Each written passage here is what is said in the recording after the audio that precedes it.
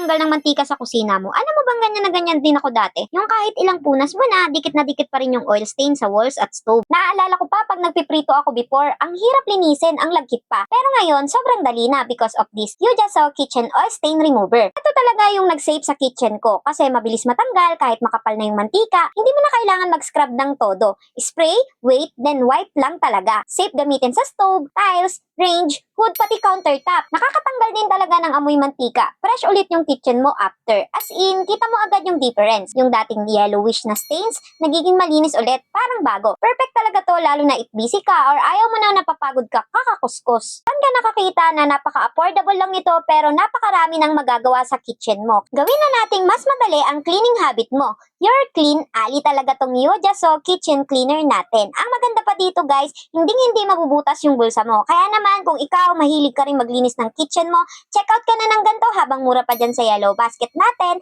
And by the way guys, napaka-friendly rin pala nito, no harmful chemicals. Kaya naman check out na. God bless!